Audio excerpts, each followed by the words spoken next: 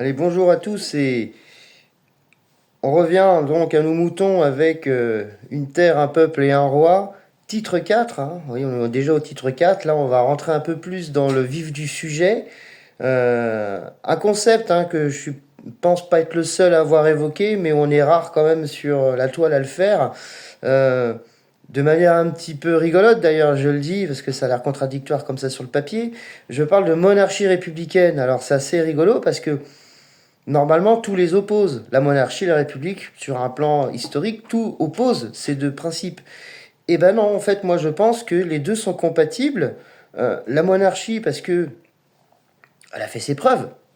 L'histoire de France en est le témoin le plus évident. Et la République, parce que dans le système, l'installation des institutions. Parce que si les gens qui composent ce système républicain est honnête, incorruptible, dans le meilleur des cas, évidemment, mais bien entendu, il faudra imposer des garde-fous et des contrôles. Mais c'est possible. Voilà. Donc la monarchie, pour le rayonnement de la France et pour le respect de ses valeurs, de ses traditions et pour préparer l'avenir, le monarque, il a le temps d'avoir une réflexion sur 20, 30 ou 40 ans pour préparer le pays. Un président élu pour 5 ans, à partir de 2 ans ou 3 ans de mandat, il pense déjà à sa réélection et il œuvre pour ça d'ailleurs, pour se faire réélire, hein, si il en a la volonté. Voilà. Et donc la monarchie d'un côté et la République plutôt dans le système de comment dire de mise en œuvre euh, d'un nouveau régime. Voilà, on peut garder certaines institutions, on peut garder l'Assemblée nationale. Le Sénat, bon, par contre, j'en parlerai plus tard, je vois pas trop à quoi il sert. Hein, on a plutôt une maison de retraite pour anciens élus. Mais le Conseil constitutionnel, c'est quelque chose qu'il faut garder, mais qu'il faut peut-être faire un petit peu changer les statuts et les gens qui la composent. Voilà, tout ça, j'en parlerai plus tard. Mais voilà, on va développer les grands principes, en fait, de ce que moi j'appelle une monarchie républicaine. Et vous verrez tout doucement qu'il n'y a rien de... Il y a rien de complotiste, d'une part, et il n'y a rien d'extrémiste. Encore moins, d'ailleurs, c'est tout le contraire. Hein. Voilà, donc on va étayer. Euh, Premier point, donc, la monarchie républicaine. Premier point, la démocratie réelle. Le roi, c'est un patriote. Et c'est avant tout un patriote qui aime son pays, qui en respecte les traditions. Euh, le titre de roi est plutôt, entre guillemets, vu comme une fonction à l'égal du président de la nation, l'équivalent actuel du président de la République, avec des pouvoirs équivalents. La différence, c'est que le roi, alors pareil, je suis ouvert à toutes les façons de, parce que je me pose la question plus tard aussi, de savoir qui est le roi, comment il arrive et par quels moyens il se met en place. Et je pense que la meilleure des façons, c'est de tout simplement demander l'avis au peuple. Sachant que moi, dans mon principe, le roi sera roi parce qu'il l'a mérité. Voilà, mais j'en parlerai plus tard. Le roi peut être nommé par le peuple et accessoirement, on peut mettre des garde-fous aussi, mais il peut avoir un mandat, si on veut, limité ou pas. Ou le roi peut faire le choix de, à un moment donné, si, j'en parle plus tard aussi, mais s'il fait le souhait, par exemple, de dire, bon voilà, j'ai un certain âge, je suis plus trop dans le coup, je peux passer la main. Et ça nous éviterait d'avoir des monarques. Alors dans l'histoire de France, c'est assez rare parce que la monarchie, la vraie monarchie, elle s'est arrêtée. Euh, la monarchie qu'on connaît, elle s'est arrêtée en 1700. euh, Elle s'est arrêtée à l'assassinat, hein, à l'exécution de Louis XVI.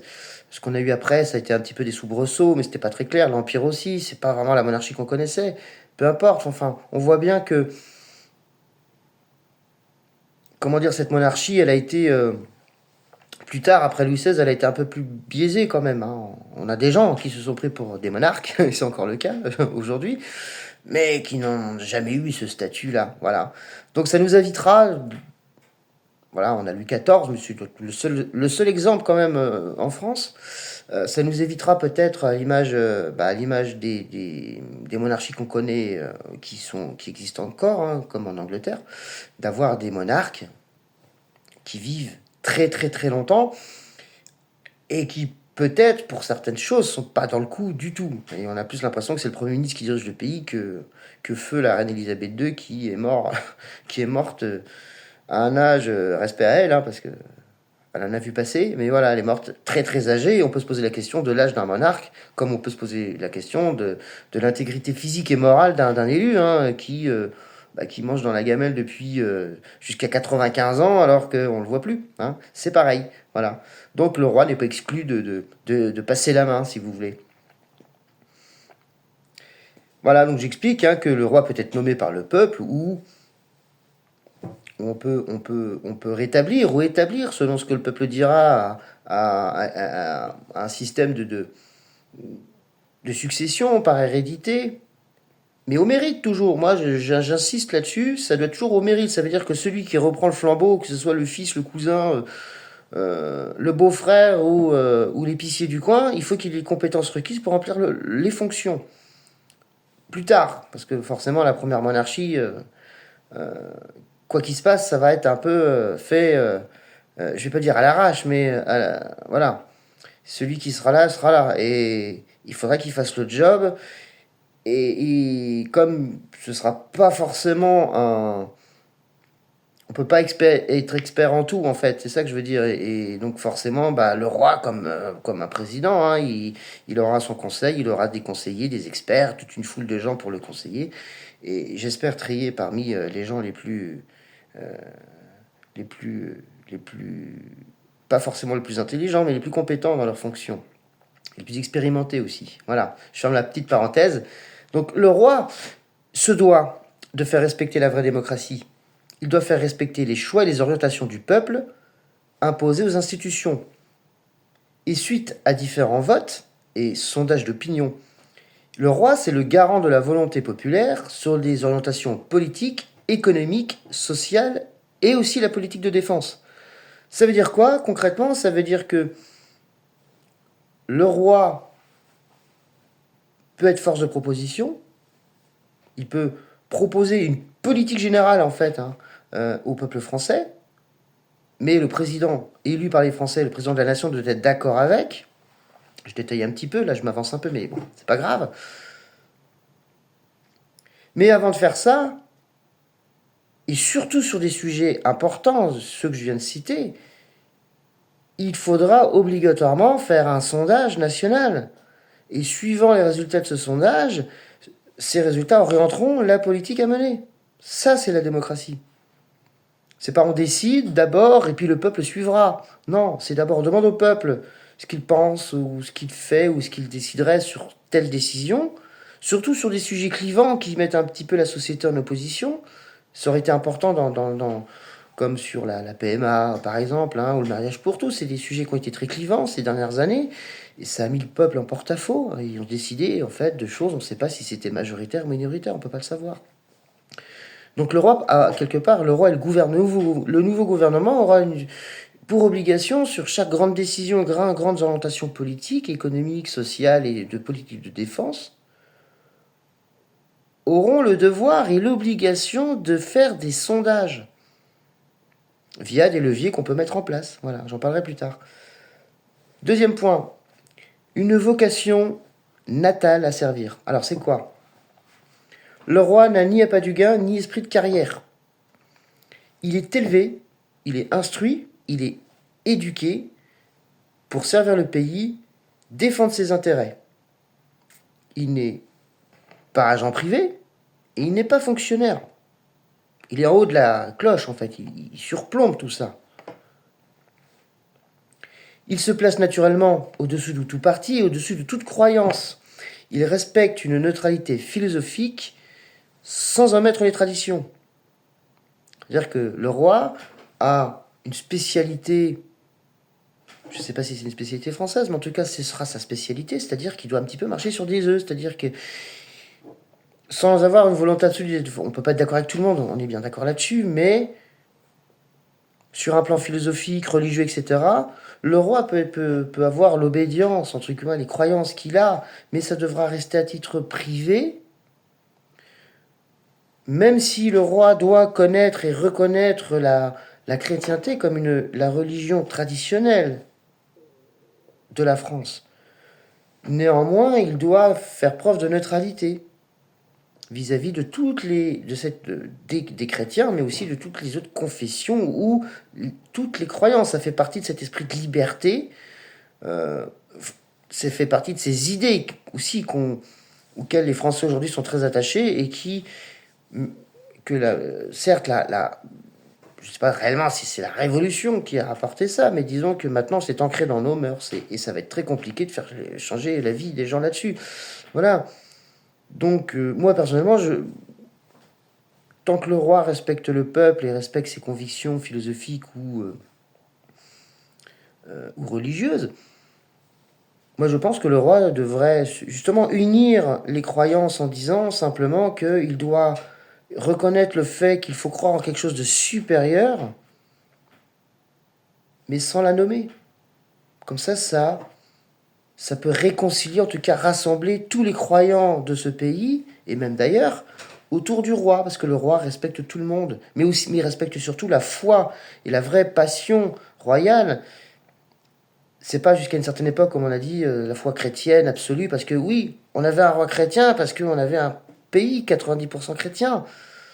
Aujourd'hui, j'ai pas de chiffre à donner là-dessus, mais je pense qu'on a bien 10, allez, entre 10 et 20% de la population française qui n'est pas chrétienne. Et beaucoup encore sont athées, même s'ils sont de culture chrétienne. Donc voilà, il faut faire vraiment la paix avec nous-mêmes et avec les autres là-dessus. C'est important. Voilà, on en parlera plus tard. Euh, troisième, euh, troisième astérix, la réconciliation nationale. Voilà. La monarchie se donne l'objectif de réconcilier la nation avec elle-même, donc c'est un peu ce que je disais, et avec son histoire.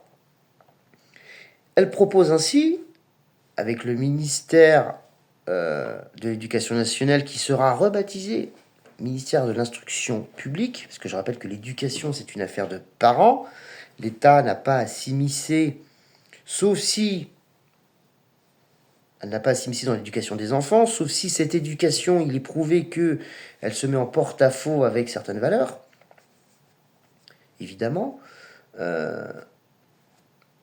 Donc le ministère de l'Instruction publique va devoir revoir les méthodes d'instruction de l'école, et en particulier sur l'histoire de France.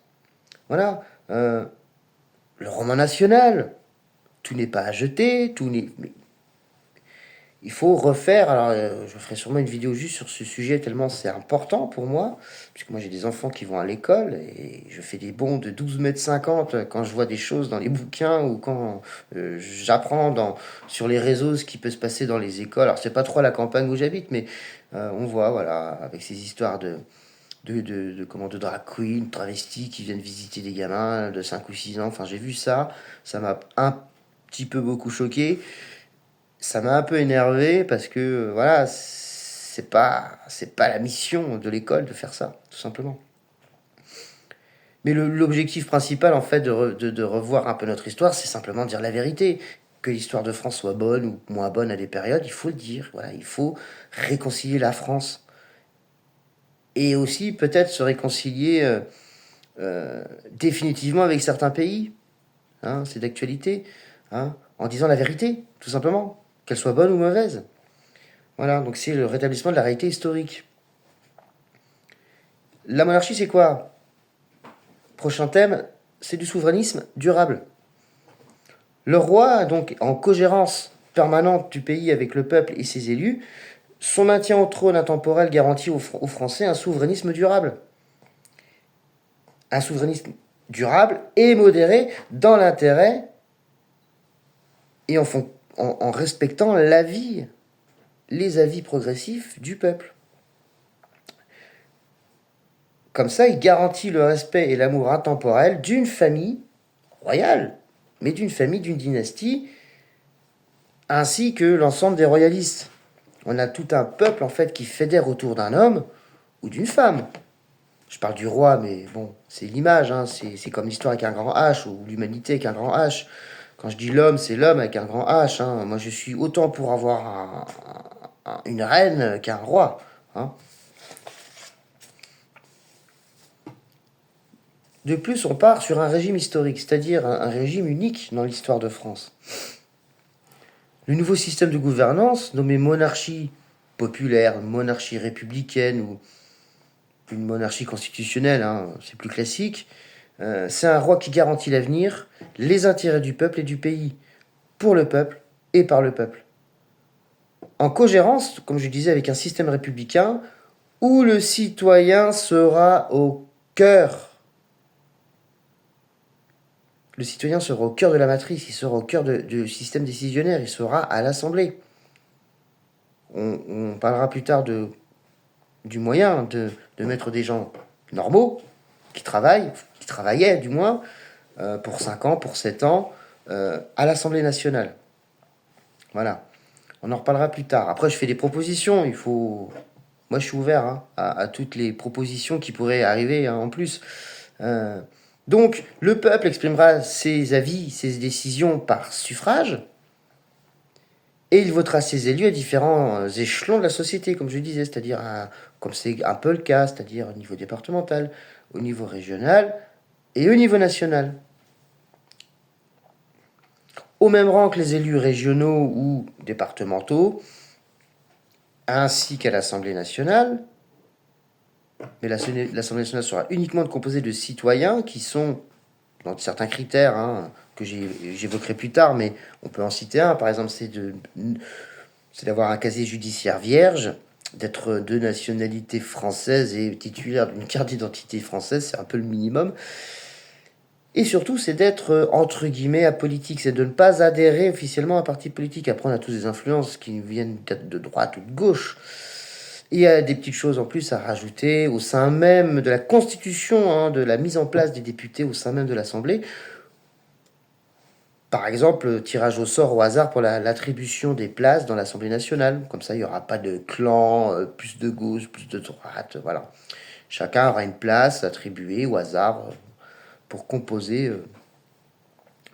cette assemblée. Voilà, mais on y reviendra.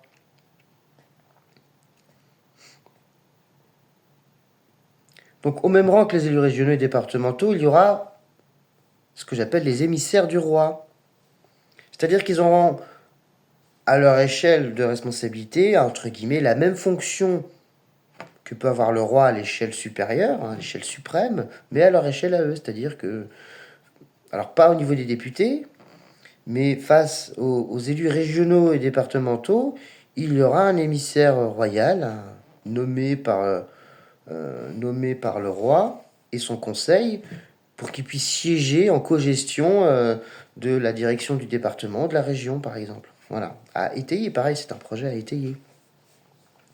Comme ça, ce que fait le roi à l'échelle nationale, il a des représentants locaux pour le faire à échelle locale et régionale. Voilà. Et qu'on ne me dise pas, ça va doubler le nombre de fonctionnaires. Non, parce que là où on rajoute, d'un côté, on peut enlever de l'autre. On peut simplement changer le nom des postes, hein. Quand vous avez, sur 20 personnes, vous avez 15 emplois, entre guillemets, fictifs, vous avez 5 types qui regardent 2 types travailler, il y a peut-être une meilleure manière de gérer le personnel de la fonction publique. Voilà. Si ces gens sont dans la fonction publique et qui en plus embrassent une cause royaliste, il leur suffira de faire un serment au roi, par exemple, et puis de remplir d'autres fonctions, mais c'est un pour un, quoi. Ça changera pas. On change juste la dénomination d'un poste, ou on réoriente une personne sur un poste bien précis, mais pour moi, il n'y a pas d'augmentation du personnel de l'État. Il y a peut-être même des réductions, justement, on en reparlera plus tard. Il y a même des réductions à faire, drastiques, vraiment.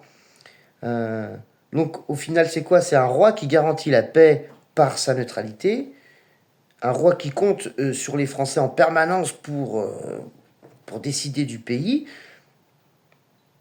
et un roi qui garantit la liberté et la sécurité. Voilà. Qui respecte les choix du peuple. Un autre point, un rayonnement international. Voilà. C'est important, vu le contexte. Le roi et le ministre des Affaires étrangères redonneront à la France ses lettres de noblesse. À l'international. Le roi se porte garant d'une certaine neutralité et d'éviter les ingérences. Hein, je vous ramène aux péripéties macroniennes en Afrique ou ailleurs, hein, ou ses ministres. Il s'engage à respecter les peuples, leurs mœurs et leurs coutumes. il s'engage à rétablir des relations internationales et commerciales pérennes. Voilà. Je ne rentre pas plus dans les détails, parce que chaque domaine qui va être développé après fera peut-être le sujet d'une vidéo de 15 ou 20 minutes. Dernier point très important, ce que j'ai évoqué déjà tout à l'heure, c'est ce que j'appelle la reconnaissance du supérieur. Maintenant, on vit dans un pays qui est multiphilosophique, multireligieux, athée, enfin, il y a plein de couleurs, en fait. Hein. Le roi s'engage à la neutralité quant à l'expression sur ces sujets. Il reconnaît néanmoins à la France l'existence et la préservation de l'ordre chrétien comme religion historique et traditionnelle française, si on part du principe que la France est la France depuis le baptême de Clovis. Voilà, je ne vais pas rentrer dans les débats sur les Celtes ou nos origines gallo-romaines, etc., parce que c'est l'histoire aussi. Mais si on peut constituer que la France est la France telle qu'on la connaît structurellement, administrativement, etc., depuis Clovis, il faut bien partir de quelque part. Voilà. Donc on part de Clovis et du baptême de Clovis. N'ayant pas le droit, par sa neutralité, à s'exprimer au nom d'un dieu en particulier, le roi respectera néanmoins une foi commune envers un pouvoir supérieur, sans désigner quel est-il, sans désignation aucune, pour préserver la paix sociale et son unité avec le peuple. Donc, je pense que c'est je pense que c'est juste. Voilà. C'est juste de dire que même si le roi est chrétien, même si le roi va à l'église, il respecte la neutralité vis-à-vis des autres. Hein. Je sais que pour un chrétien, c'est pas un effort surhumain d'avoir des signes d'apaisement et de paix et de volonté de paix envers les autres religions. Bien évidemment, c'est certaines religions qui pourraient peut-être poser problème quant à la neutralité, justement, vu les implications politiques que ont certains de nos élus dans certains cercles plus ou moins liés à des religions, hein, justement. Donc, faut faire. Le roi, lui, il est au-dessus de tout ça. Donc, il devra pas. Il n'y a pas de favoritisme. Voilà.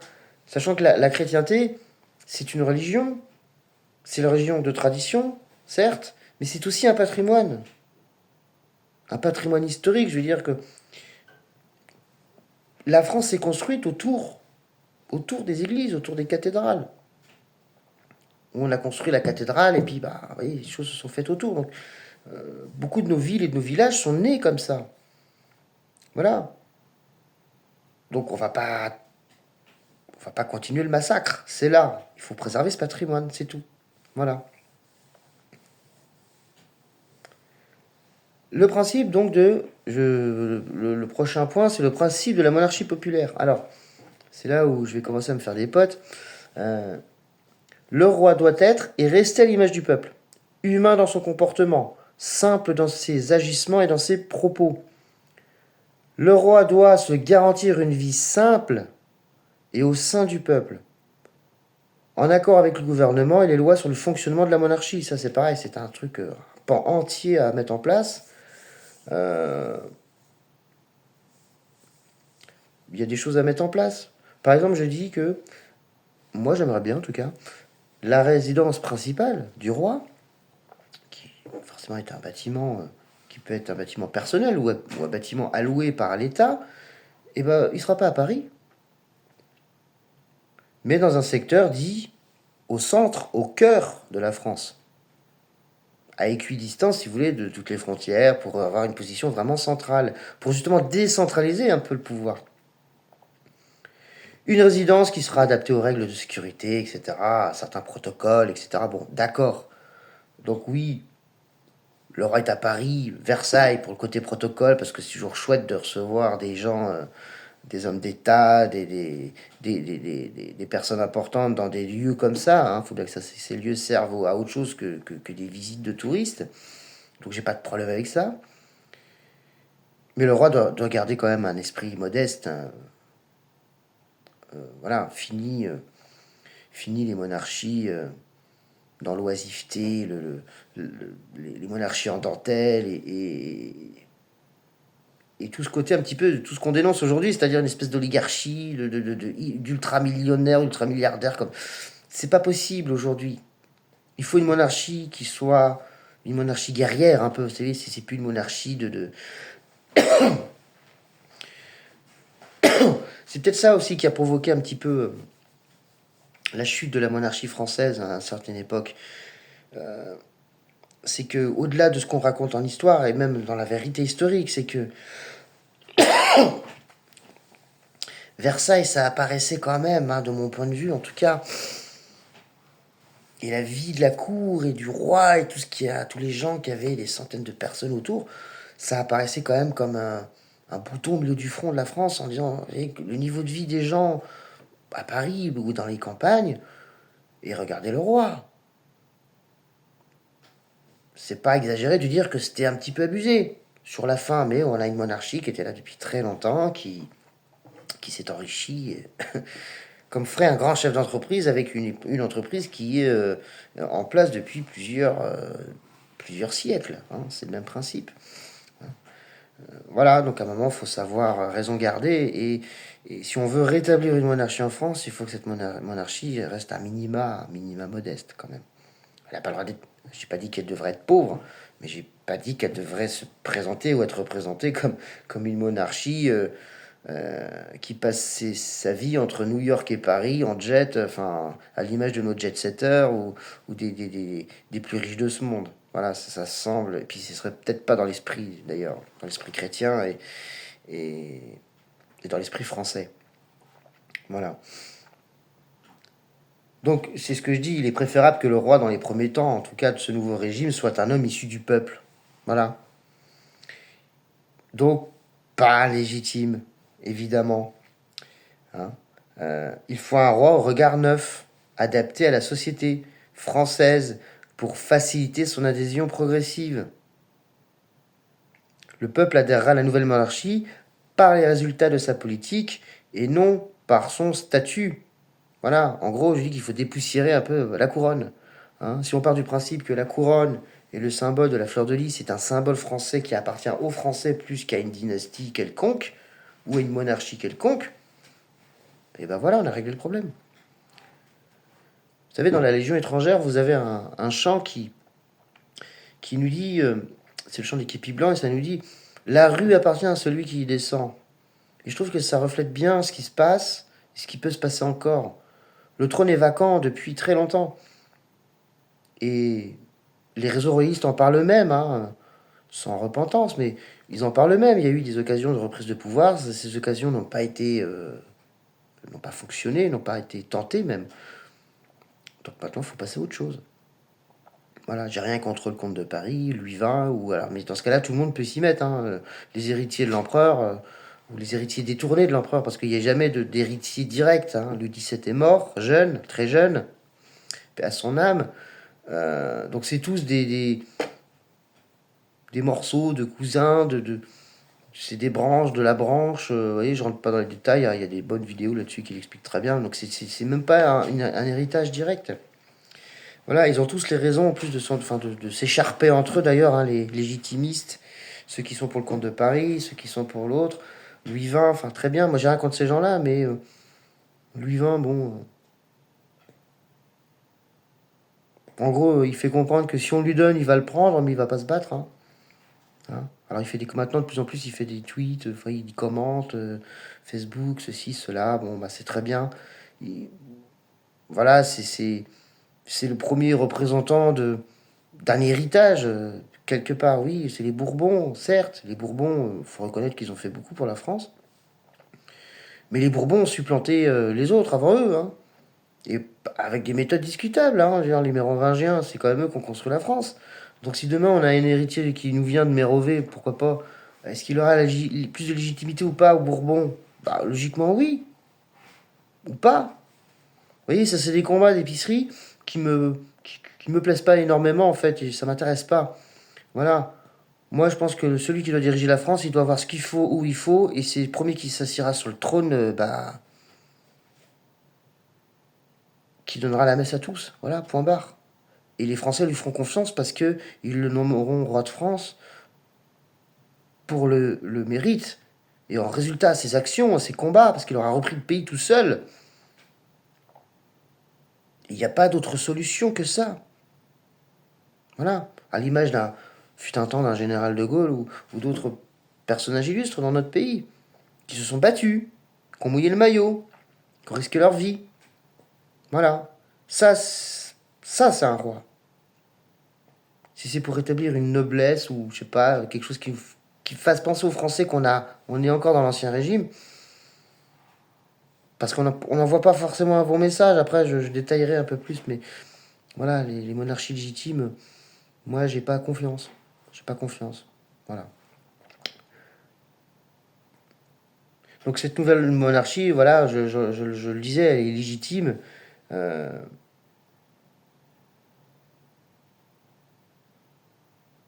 mais il faudra que cette monarchie illégitime arrive à convaincre les légitimistes. En fait, le message, il sera simple. Hein. C'est moi ou rien, parce que c'est mieux que rien. Voilà, c'est tout. C'est aussi simple que ça. Sinon, on continue dans le délire républicain, et puis bah, la France va mourir. Point barre. Voilà. Mais il faudra rassembler et sympathiser autour d'une cause commune. Désigner le roi, même dans l'urgence, je veux dire, pour sauver la France, tant qu'il sera encore temps. Et parce qu'il y a aussi, il y a quelques points aussi qu'il faut évoquer, parce que les royalistes, déjà, ne sont pas d'accord entre eux sur qui on mettra sur le trône, d'une part. Et puis en plus, bah, alors les Français, pour eux, ce sera un truc complètement... Enfin, on est à des années-lumière, là. Ils disent, oh là là, un roi... Je veux dire que le Français est républicain, il est d'éducation républicaine. Alors, mettre un roi en place, il va falloir que le roi, il soit badass, comme on dit. Hein, ce sera Général de Gaulle 2.0, sinon ça ne marchera pas. Ça ne marchera pas. Donc, les Français préféreront normalement un roi qui leur ressemble. Hein. Pourquoi? Parce que je viens de le dire, par son éducation républicaine, le peuple d'aujourd'hui reste méfiant. Même s'il y a beaucoup de gens qui sympathisent à la cause ou qui diraient ouais, pourquoi pas, mais ils disent pourquoi pas en sachant que peut-être en étant aussi convaincus, ça n'arrivera jamais. Hein. Si demain on dit à certains Français qui disaient la veille j'y crois, je ne serais pas contre, on leur dit demain vous avez un monarque, il y a des gens qui changeraient d'avis parce que pour eux c'était quelque chose d'impossible. On a un peuple français qui a besoin de modernité. Il faut de la modernité sur un sujet qui va leur paraître ancien. Et ça c'est important. Moi, j'essaie de me mettre à la place des gens. Hein. Moi, j'ai mon avis personnel sur la question, mais il y a beaucoup de choses, de sujets où j'essaie de me mettre à la place des gens. Voilà, je l'avais déjà dit, mais les royalistes, les monarchistes qui sont convaincus du rétablissement de la monarchie sont divisés. Donc c'est compliqué de les mettre d'accord. Et puis, je l'ai déjà évoqué, une monarchie traditionnelle sera un peu clivante vis-à-vis des autres religions. Voilà. Euh, un roi qui soit populaire et qui soit issu du peuple, il sera beaucoup plus représentatif au niveau de la nation que des intellectuels ou des banquiers. Hein. Suivez mon doigt. Un homme d'affaires, un banquier, un euro convaincu adhérerait moins à la confiance d'un peuple souffrant. Mais c'est sûr, parce qu'on ne connaît pas vraiment certains, les prétendants, leur position précise sur certaines questions, sur l'Europe, le lobby bancaire, etc., etc. La monarchie légitime risquerait une forme d'immobilisme, c'est vrai, dans le rétablissement de certaines traditions, qui sont un petit peu révolues, ou pourquoi pas même reparler de noblesse. Hein. Moi, je considère voilà, que le trône appartient au peuple, et que le trône est vacant. Voilà. Les prétendants officiels, ils sont quasiment inactifs sur un combat contre la République. On les voit pas. Ils sortent des livres parfois, oui, ils sont invités à s'exprimer un petit peu, mais je vois pas de, je vois pas de buzz en fait. Hein. Pour expliquer peut-être une raison aussi, vous me direz, mais je vois pas un Louis XX ou un comte de Paris hein, globalement se battre bec et ongle quand ils sont reçus. Certains sont reçus officiellement au JT, etc. Parfois, c'est arrivé dans le passé. Je les vois pas dénoncer la République absolument, se battre front pour front avec les institutions en place. Hein. On dirait plutôt qu'ils subissent le truc plus qu'autre chose. Et puis ils disent, bon, bah, si un jour le peuple fait le travail pour moi et me rend le trône, je le prends. Voilà. Bon. C'est pas très sérieux, quoi. Hein.